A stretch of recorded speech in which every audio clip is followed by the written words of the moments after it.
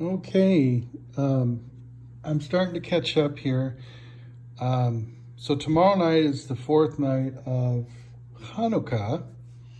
I just got through celebrating the third night, and so hopefully I can um, get more of this knocked out for night 5, 6, 7, and 8, and then get that to you guys. So the fourth night of Hanukkah, I have aligned it with the fourth attribute of God, which is chesed, or mercy.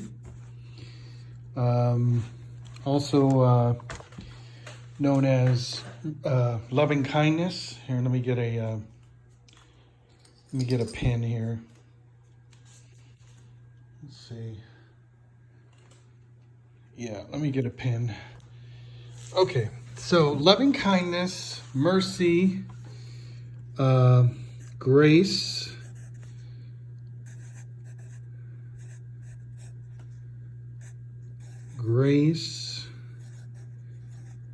yeah, loving kindness,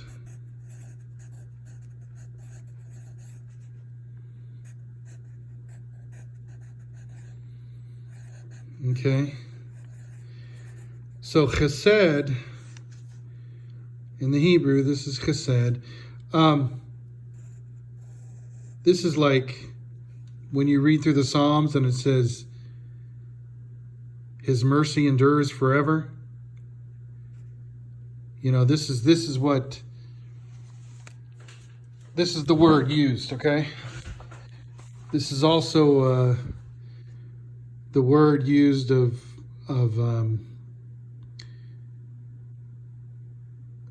when Abraham's servant went to find a bride for his son, and the servant was talking about the loving kindness, the chesed of the God of his master. Okay. So what we have is the same format as the other two nights.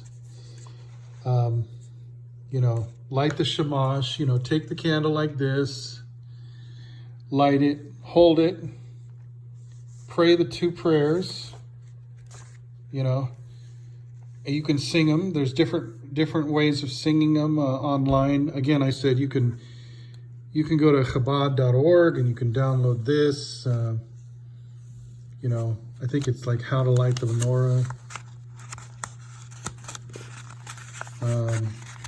Yeah. So you would use these prayers, and you can look up the tune if you want to learn the tune, or you could come up with your own tune, or you could just pray them straight, like this. Baruch atah Adonai Eloheinu melech haolam asher kidshanu b'mitzvotav v'tzivanu lehadlik ner Chanukah. Baruch atah Adonai Eloheinu melech haolam she'aseh nimsim la'avotenu bayamim ha'chaim bisman hazeh. Blessed are you, Lord our God, King of the universe, who has sanctified us with his commandments and commanded us to kindle the Chanukah light. Blessed are you, Lord our God, King of the universe, who performed miracles for our forefathers in those days at this time. So this is the time and the season of this time that those miracles were performed. And just a real quick side note here on a lot of the prayers, like when you pray the prayer when the women pray the prayer to light the Shabbat candles on the evening of Shabbat, and they say, who has commanded us to light the Shabbat light, that God had commanded it. It doesn't say specifically in the Torah, in the Bible, God saying specifically to light a light on Shabbat or before Shabbat. And in the same manner, it doesn't necessarily say that God has commanded us to kindle the Hanukkah light. But in this sense, when you look at it symbolically, we are to always be rededicating ourselves to the Lord. Hanukkah is dedication, it's rededication. And we are to be continually dedicating ourselves to God. In this sense, God has commanded us to light the Hanukkah light. You ever sing that song? This little light of mine, I'm gonna let it shine. This little light of mine, I'm gonna let it shine. You know. Anyway, the same would go with Shabbat, because the fact that the Lord shone his light into creation to bring about a creation that was apart from him, and we are to emulate God. We are to allow his light to flow through us. And in that sense, God has commanded us to light the lights. He has commanded us to light lights in our life. So I believe that when the Sanhedrin, because whatever the Sanhedrin judged as being, from God, it was as if God was saying it. That's how the Jewish nation was. It was like they had the judges, and if the judges said, you are to light the Hanukkah lights, they looked at the judges as the voice of God in that sense. And that's fine as long as the judges weren't corrupt. As long as they're godly, then we trust them. So this we can trust because it's proven simply by the simple truth of lighting a light. So anyway, I just wanted to say that real quick. And so once you've prayed those prayers, then I have a suggestion on the recitation. Recite the following. This is a suggestion here. And so as you're holding the shamash candle lit, you say, in memorial of the fourth night of the rededication, we light the fourth candle, not only in honor of freedom won by the Maccabees, but also in remembrance of the fourth utterance of creation, in which God said, let the earth bring forth grass, the herb yielding seed, and the fruit tree yielding fruit after its kind, whose seed is in itself upon the earth. And it was so. Okay? So as you're saying that, let the earth bring forth grass, you take the light and you light tomorrow it will be the fourth candle. You'll light here. And then as you're saying this is the mercy of God, which is the right hand of God, and is the fourth attribute of God. It is mercy because God feeds all of the creation from the seeds of mercy. Okay? And you light the candle. Light the fourth candle. The seeds of mercy. Okay? And mercy follows knowledge. And then you light the third candle. Knowledge. Okay? And then knowledge is what follows understanding. You light the second candle. Okay? And then you say, and understanding is what follows wisdom. You light the first candle. And then replace the shamash carefully. And you have all four candles for the fourth night lit. And as you're basking in the glow of the Hanukkah light of the rededication, this is also a time for us to always be in a repentant mode and always be rededicating ourselves to the Lord. And you sing a traditional song of Hanukkah, or you just sing some worshipful music. And then I have here a suggested reading of the First Maccabees, 1:41 through 53. Okay. I'm just going to give you a little taste of that because I think it is quite fitting. Let me see here. 41. Oh, yeah, here we go.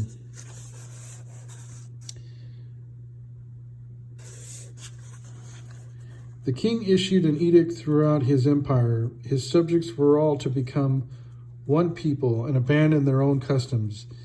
Everywhere the nations complied with the royal command, and many in Israel willingly adopted the foreign cult, sacrificing to idols and profaning the Sabbath. The king sent agents to Jerusalem and the towns of Judea with written orders that ways and customs foreign to the country should be introduced. Whole offerings, sacrifices, and drink offerings were forbidden in the temple.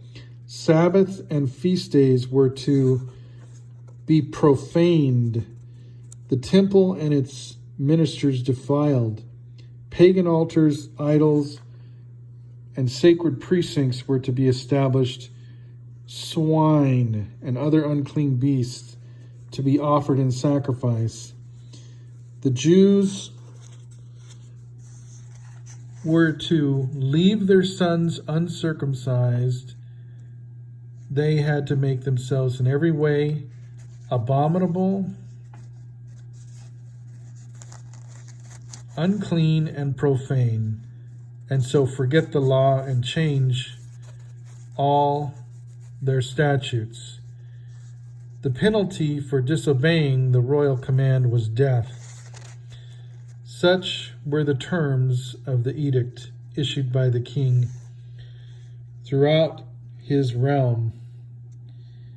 He appointed superintendents over all the people and instructed the towns of Judea to offer sacrifice town by town. Those are the people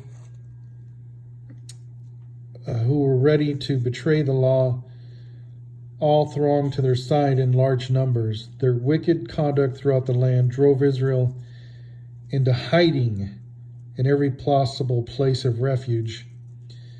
On the 15th day of the month of Kislev in the year 145, the abomination of desolation was set upon the altar of the Lord. In the towns throughout Judea, pagan altars were built. Okay, I read actually one verse too far, but that's fine. Basically, what I wanted to get at here was how they were forced not to worship on the Sabbath. They were forced to reject everything regarding their religion. But specifically, when I'm pointing out the Sabbath here, because when I'm talking about the utterances of creation, the fourth utterance of creation, well, let's just put a candle there because I want to look at it. So the fourth utterance of creation, chesed, is also related to the Sabbath, okay?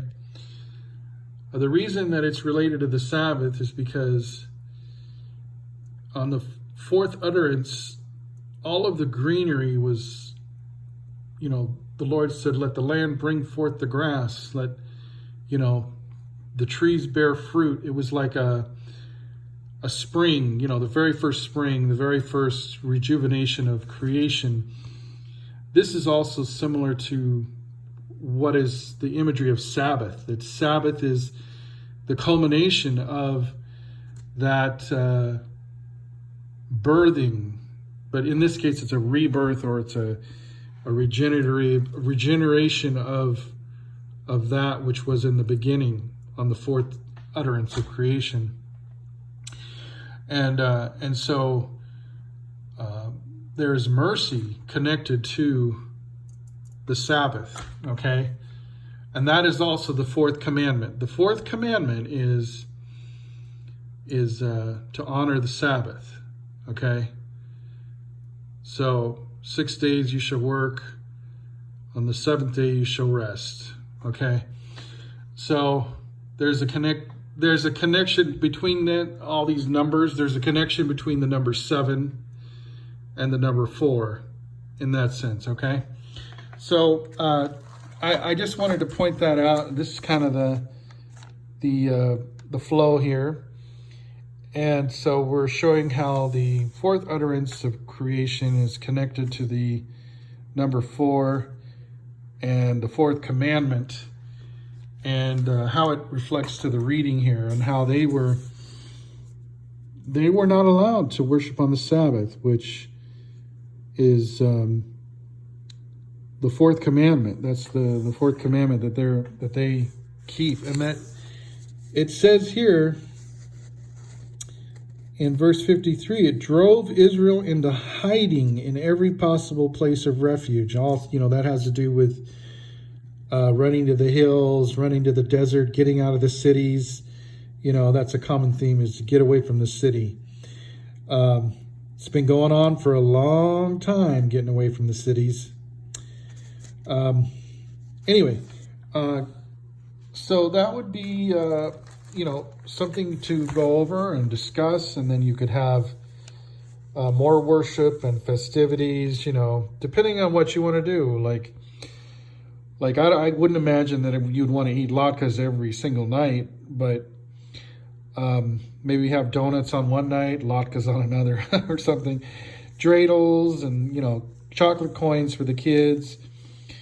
And then you'd bring the evening to a close. All right, everybody. God bless you. I will have this next video up for the 5th utterance on the 5th night of rededication, in memorial of the rededication of the temple after the Jews won their victory from the armies of Antiochus Epiphanes, and the whole theme being, of course, tyrants no more. And that is our ultimate goal, is as we see all this stuff going around the world, all the injustices, we know that in the end, God wins, and there will be no tyrants any longer.